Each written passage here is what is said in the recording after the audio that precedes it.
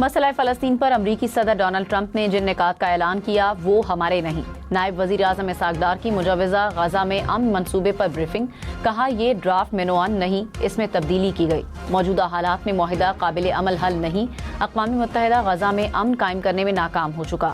مسئلہ فلسطین کو سلجھانے کے لیے امریکہ آخری امید ہے۔ معاہدے پر اپنا مشترکہ لاہ عمل بیان کو صورت میں دیا ہے۔ معاہدہ مسترد کرنا اسرائیل کی جارحیت ظاہر کرتا ہے۔ غزہ کے معاملے پر بلائے گئے اجلاس میں فلسطین کے سوا کوئی ایجنڈا نہیں تھا۔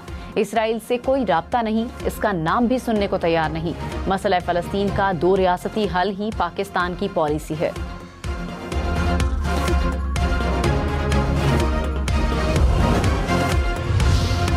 پاکستان اور سعودی عرب کے دفاعی معاہدے میں کئی ممالک شامل ہونے کے خواہش مند نائب وزیر اعظم اسحاق ڈار نے قومی اسمبلی میں بتا دیا، کہا کئی ممالک نے دفاعی معاہدے میں شامل ہونے کا کہا ہے۔ اقوام متحدہ کی جنرل اسمبلی میں کئی وزرائے خارجہ نے اس معاملے پر مجھ سے بات کی۔ وہ وقت جلد آئے گا جب پاکستان 57 اسلامی ممالک کی قیادت کرے گا۔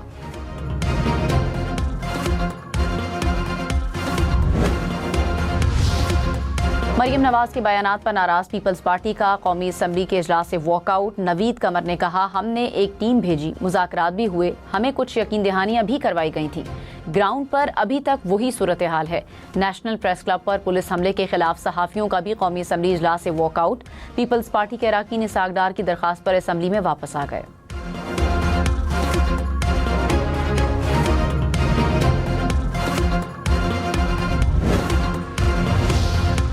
اسحاق ڈار نے کہا نون لیگ اور پیپلز پارٹی کے درمیان لفظی گولہ باری اور جوابی گولہ باری روکنا ہوگی۔ معاملات ایسے ہی حل نہیں جو حل نہ ہو سکیں۔ پیپلز پارٹی قیادت سے بات کریں گے، چند روز میں نون لیگ اور پیپلز پارٹی میں بات چیت کر کے معاملہ سلجھا لیں گے۔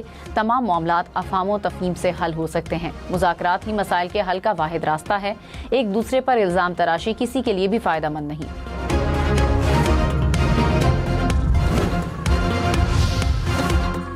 وزیر اعظم شہباز شریف آج آزاد کشمیر کے مظاہرین کے مطالبات کا جائزہ لیں گے۔ اعلیٰ سطح کے اجلاس میں مذاکراتی کمیٹی کی تجاویز پر غور ہوگا۔ وزیر اعظم کے کوآرڈینیٹر رانا احسان افضل نے کہا وزیر اعظم تمام معاملات پرامن طور پر حل کرنا چاہتے ہیں، امید ہے معاملات جلد طے پا جائیں گے۔ جائز مطالبات سے انکار نہیں، لیکن پرتشدد مظاہرے افسوسناک ہیں۔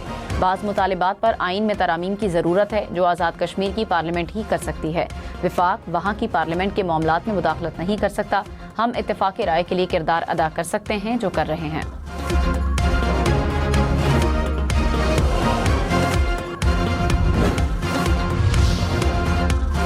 حکومتی مذاکراتی کمیٹی اور عوامی ایکشن کمیٹی کے مذاکرات کا آج دوسرا دور۔ حکومتی کمیٹی مظفر آباد میں موجود۔ حکومتی کمیٹی نے کہا اچھے ماحول میں گفتگو ہوئی۔ عوامی ایکشن کمیٹی کے اراکین مشاورت کے بعد جواب دیں گے۔ سب کی خواہش ہے لاک ڈاؤن اور عوام کی تکلیف ختم ہو۔ تمام جائز مطالبات پر کمیٹی کے ساتھ ہیں۔ صبر کا دامن ہاتھ سے نہ چھوڑیں۔ کوئی ایسی چنگاری نہیں بھڑکنے دینی جس سے پاکستان کا نقصان ہو۔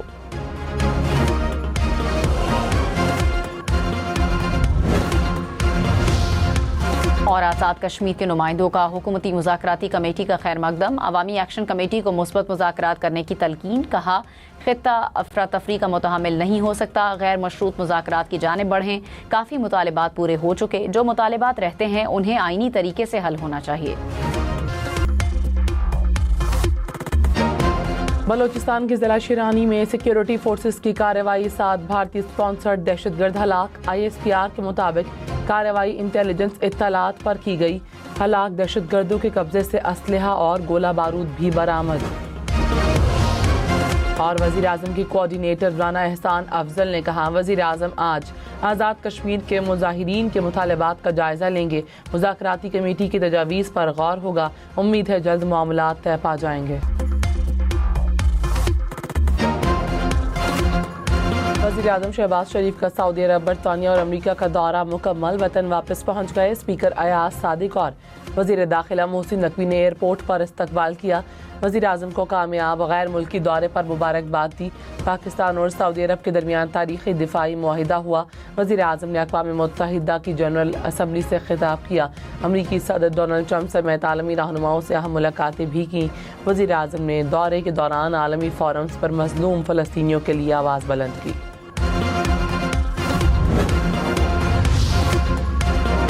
وزیر وزیر اعظم کا وطن واپسی پر آزاد کشمیر کی صورتحال سے متعلق مذاکرات کی نگرانی کرنے کا اعلان۔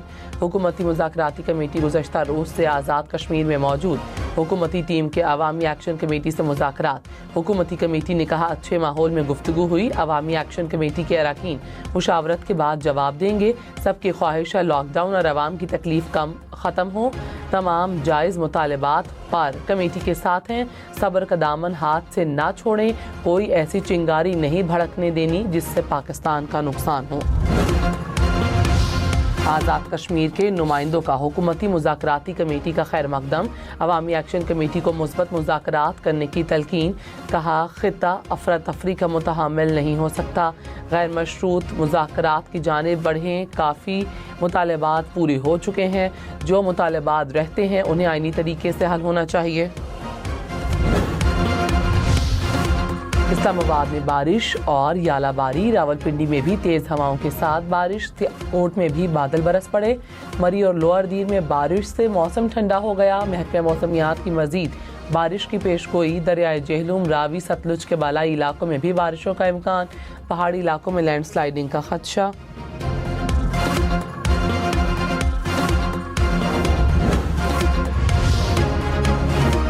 بحیرہ عرب میں بارشوں کا سلسلہ طوفان میں تبدیل ہونے کا خدشہ۔ محکمہ موسمیات کے مطابق ہوا کا کم دباؤ کراچی سے 340 کلومیٹر جنوب مشرق کی طرف ہے۔ سمندری لہریں بلند ہونے کا خدشہ، ماہی گیروں کو سمندر میں نہ جانے کی ہدایت۔ اسلام آباد پولیس گزشتہ روز نیشنل پریس کلب میں داخل ہوئی، کیفیٹیریا میں توڑ پھوڑ کی۔ پولیس نے صحافیوں کو مظاہرین سمجھ کر تشدد کا نشانہ بنایا۔ وزیر مملکت داخلہ طلال چودھری نے صحافیوں سے معذرت کر لی۔ کہا پولیس لا علمی میں پریس کلب کے اندر گئی۔ وزیر داخلہ محسن نقوی کی تحقیقات کا حکم۔ کہا ملوث اہلکاروں کے خلاف کارروائی ہوگی۔ صحافتی تنظیموں کی اسلام آباد پریس کلب پر دھاوے کی مذمت۔ C P N E, P F U J اور ایمنٹ کا مشترکہ اعلامیہ جاری۔ صحافیوں پر تشدد کی سخت مذمت۔ حکومت سے واقعے میں ملوث افراد کے خلاف فوری کارروائی کا مطالبہ۔ واقعے کو صحافیوں کے خلاف جاری کارروائیوں کا تسلسل قرار دے دیا۔ آر آئی یو جے اور بی یو جے کا بھی ذمہ داروں کے خلاف کارروائی کا مطالبہ۔ وزیر توانائی اویس لغاری نے کہا نیشنل پریس کلب واقعے کی جتنی مذمت کی جائے کم ہے۔ واقعے کی تحقیقات کر کے ذمہ داروں کو انصاف کے کٹہرے میں لایا جائے گا۔ وزیر اعلیٰ خیبر پختونخوا علی امین گنڈا پور کی واقعے کی مذمت۔ کہا صحافی ملک اور قوم کے مفاد میں اپنی پیشہ ورانہ ذمہ داریاں ادا کرتے ہیں۔ میڈیا ورکرز پر تشدد ناقابل برداشت اور آزادی اظہار پر حملہ ہے۔